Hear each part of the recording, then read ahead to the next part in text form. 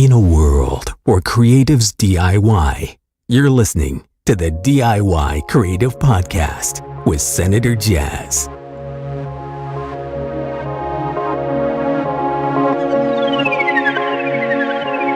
Good morning, good afternoon, good whatever time you're watching this or listening to this.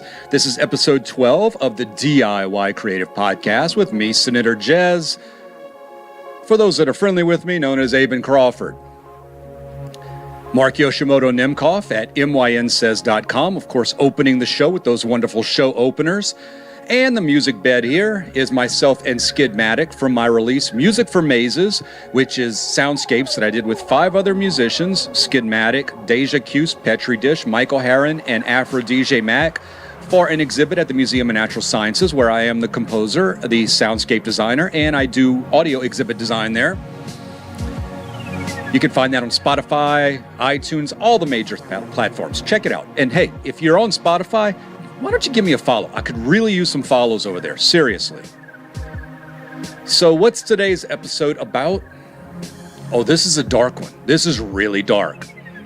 We're going to talk about the rut.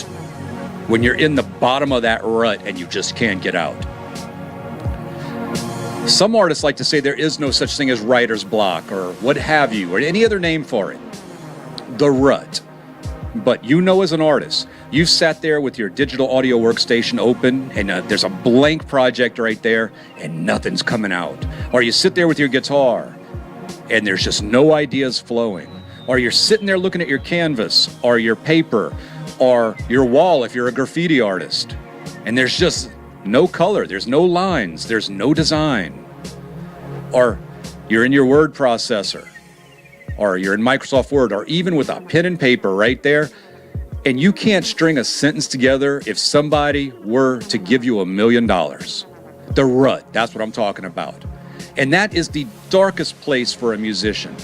You feel bad, you feel like a fraud, you feel like, why am I even doing this? And that all tends to make that rut deeper and deeper and deeper. As you get deeper into the rut, you do things that make the rut even worse. Maybe you'll just try to make something in your digital audio workstation and it's just not working. Or you try to put those sentences down and they're just not flowing. Or you try to put your lines on your paper or your brush to the canvas and you are feeling like an absolute fraud. If you're an artist that never happened to, I am in deep awe of you because it happens to me several times a year. It could be, let's call it artist depression, artist clinical depression, because when you're in a rut, you're at your bottom. You just want to make stuff for your fans, for yourself, hell, for your mama.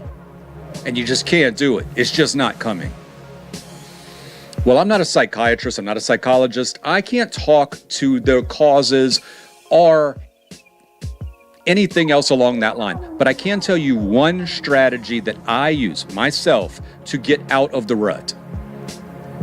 And that goes along with the lines that I think it was Picasso that said something to the effect that good artists borrow, great artists steal. A lot of times you just, a lot of times you just have to make something to get out of the rut. But when you try to force something, nothing gets made. So I'm going to talk about this from the musician and composer aspect, but this totally goes for painters, for designers, for illustrators, for writers. It works. So what I do when I'm in a rut, I do one of two things, and they're both along the same line. I'll either watch a movie that I really love, generally some kind of cheesy sci-fi flick, or I'll listen to a piece of music that I really love from somebody that I really admire. And then I do one of two things, depending on whether I watch the movie or I listen to that piece of music. If I listen to the piece of music, I will have a track in my digital audio workstation and I will put that piece of music on that track. Then I'll lay out my other tracks with my instruments or audio sources, and I go to town on recreating that track. Not exactly, mind you. I write my own music to that track as a guide. When I watch a movie, what I do is I'll take that movie, and in Ableton it's really cool. You can make a track and put video into that track, and I will score that movie. I will just turn the volume down on that track, and I will score that movie because the visuals do inspire me, and I do find that I can make what I need to in scoring that film. And here's the kicker. I just made something. And when you make something, you get out of the rut, because once you make something, you realize there was never a block there. You just didn't have ideas, or you were pushing too hard, or you were trying too hard. So mimicking, but then making your own out of the mimic, it's a fun activity. You learn stuff because you learn how to create things that you didn't know before. You may learn a new way of using an effect or how to process a track. Or you may learn an intro, or how to use a filter. You learn moods when you're scoring films. But you've created something. And you'll find that once you create something, then your ideas were here. The gates just weren't open. When you create something, those gates open, and actually then you have too many ideas almost. You go into this frenzy. So it really is kind of like a depression if you think about it. You're at your rut, you can't think of any ideas, you're forcing it, you're feeling really bad. You create something, and then suddenly you have all these ideas, and you go through a manic phase of creation. Now, what do you do if you're an artist? It's the same thing. Put a canvas of your favorite artist right here, and here's your canvas. Start recreating that picture, but recreate it in your way and remake it, and by the end you have something that's not the same. It's different, and it's yours, and it's great. A writer. There's actually a book, and I'll search this out and put it in the show notes if I can, where this lady is teaching you how to write your novel. And it's so insane. She says, take a novel that you like, a small novel, and read it. Then go through and rewrite that novel, but change the setting, change the time period, change the characters. If it's a Western, make it sci-fi. If it's sci-fi, make it a love story. And follow the arc of that book. And by the time you're finished, you may not have a great novel, but you've created a novel, and it's yours. And then, again, the floodgates have been opened. And I can't stress enough, this sounds kind of kooky, I know.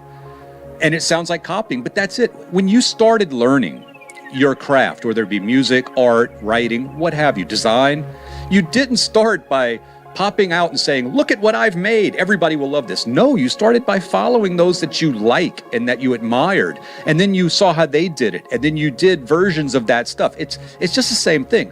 You never have to let go of that to learn, to go forward. But this is a great blocker. This is a great opener of blocks of getting you out of the rut. Because generally, a lot of the time, what you need to do is create something to get out of the rut.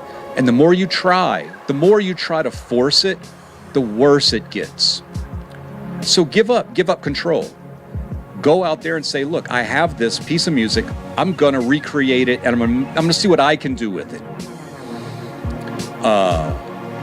When I do the movie thing or short films, I'll take the movies. I love taking silent films because I put them in, take the soundtrack completely out because there's usually music attached to that. And I find those are really fun because you don't lose any words in there either. You know, it's like you can just create right there and you can score that thing. But once you created something, the floodgates are open. You are now a creative monster. And I feel bad for anybody that tries to get between you and creating after you've got something done. So that's my strategy. I hope it works for you. Give it a try. Just try it. Just try it. You'll see. So, I'm going to sign out now. Aben Crawford, Senator Jaiz. Find me at Instagram. That is where I'm most active. That is at Senator Jaiz. Twitter, I am also at Senator Jaiz. On Facebook, it's facebook.com/Senator Jaiz. On YouTube, Senator Jaiz. You know, I could have just said Senator Jaiz everywhere, but where's the fun in that? Also, please, like I said, you can find my music on Spotify, iTunes, Apple Music. I think Google Play has become YouTube Music now. Not sure. They're in some kind of transitional phase. But anyway, I'm on all the major platforms. But the big one, Spotify. I would love it if you could follow me on Spotify. A follow on Spotify really would help me out right now. And my Patreon is coming, and I will be talking more about that in the future. You'll get a lot of good stuff with that. freebies on music, stuff that I will not release to the public, the podcast early in video form. You will also get, if on the higher levels, swag. Personally decorated and designed CDs of my music, t-shirts, what have you. I'm a DIY artist. Everything I do, I make with my very own hands. So I want it to be personal to you.